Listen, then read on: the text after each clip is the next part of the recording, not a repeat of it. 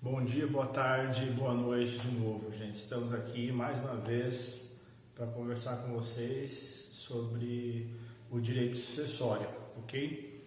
Nós vamos estudar agora a sucessão do descendente, certo? Está no slide 35, salvo engano, daquele material que eu passei para vocês. Quem quiser acompanhar, fique à vontade, tá certo? Ok? Vamos lá então, gente. Alguns pontos importantes, tá? Quando que vai acontecer a sucessão do descendente? Um detalhe é que a sucessão é só de descendente. Nós não vamos estudar neste momento a sucessão do descendente concorrendo com o cônjuge. Não. Isso nós não estudaremos neste momento, tá? Neste momento iremos estudar a sucessão de descendentes e só. Então, quando que ocorre a sucessão de descendentes? Primeiro, quando o autor da herança deixar descendentes. Óbvio, deixou descendentes, vai haver a sucessão de descendentes, ok? Então, é o primeiro ponto. Segundo ponto, quando ele não for casado ou ele não viver em união estável, tá? Então, ele não é casado e não vive em união estável. Deixou descendentes, não é casado e não vive em união estável.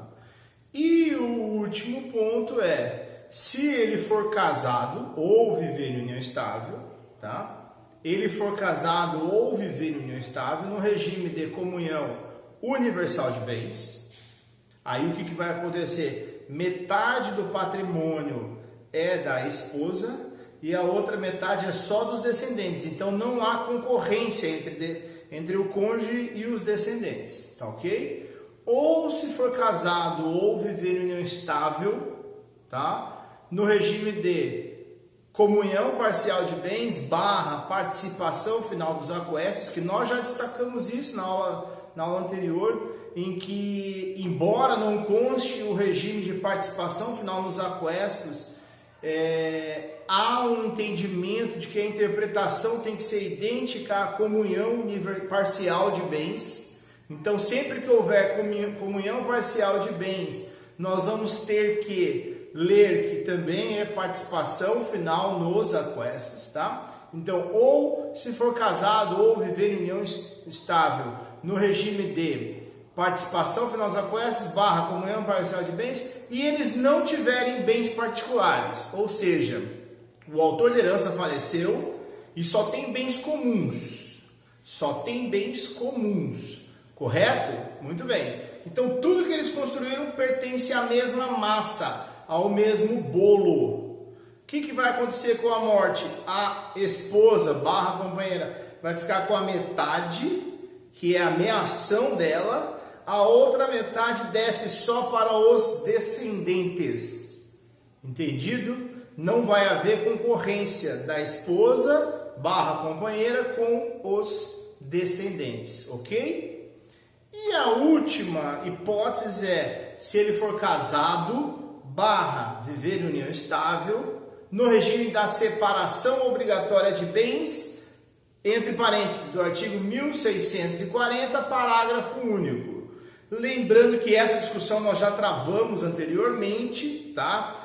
Que eu, embora respeite a decisão do STJ, a decisão de grande parte dos doutrinadores, eu vou entender que o regime de separação obrigatória de bens é o que está entre parênteses, ou seja, o convencional e não o legal. Senão, no parêntese, teria o artigo 1641, e não é isso que está. Lembrando que nós discutimos isso já no passado, tá? Que se eu estou casando e elegendo regime de separação de bens obrigatória de bens convencional ou regime de separação obrigatória de bens facultativo, se eu estou fazendo uma escritura pública, elegendo esse regime para eu casar, por óbvio eu não quero que no divórcio haja comunicação patrimonial. É óbvio que se eu morrer, eu também não quero que a minha esposa, amada, idolatrada, querida esposa,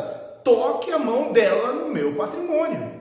Observe, é uma coerência lógica do direito de família que nós estamos trazendo simplesmente das sucessões. Por isso, de novo, com todo o respeito que eu tenho a todos, eu continuarei pensando desta forma. Tá certo, gente? Então são essas as hipóteses. Ah, tá. No regime de separação convencional, né, separação obrigatória de bens convencional, ou separação obrigatória de bens por escritura pública, ou separação obrigatória de bens facultativos, que são os nomes dados a esse regime, o que vai acontecer? Neste caso, a esposa ou companheira, ela não será meeira de nada e também não desce para herdar. Todo o patrimônio do de cujos vai só para os descendentes. Correto? Então, neste cenário, nós estaremos tratando da sucessão de descendentes. Tá ok? Certo? Este é o primeiro ponto que a gente tem que destacar. Segundo ponto, né? Quando os descendentes concorrem entre eles, os mais próximos excluem os mais remotos, exceto no caso de aproximação dos mais remotos pelo direito de representação. Então, na sucessão de descendente, nós temos o quê? Nós temos, primeiro, quem vão herdar? Todos os mais próximos. Se eles são vivos ou estão aptos a herdar, eles herdam esses daqui.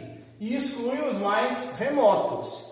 Mas admite-se o que no direito sucessório de descendentes? Admite-se a representação. Se um deles não estiver apto, for pré-morto, admite que os demais o representem. Por exemplo, né? O B aqui está vivo, certo? Beleza. O C renunciou. Se o C renunciou, o G aqui ele não pode representar esse cara. Por que não pode representar? Porque o B está apto e o direito e a renúncia não admite o direito de representação.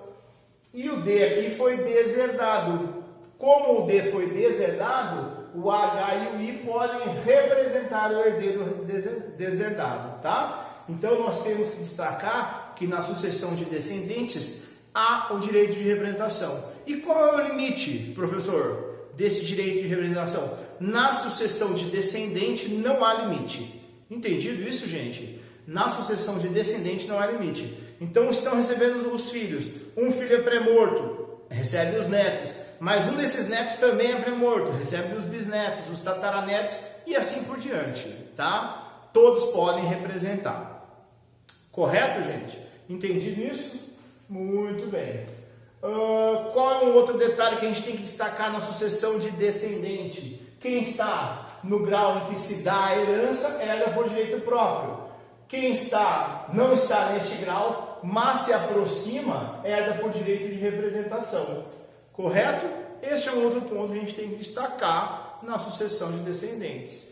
Herda por direito próprio os que estiverem mais próximo do autor da herança e herda por direito de representação os que estiverem mais remoto, mas se aproximarem dos mais próximos, representando o herdeiro pré-morto.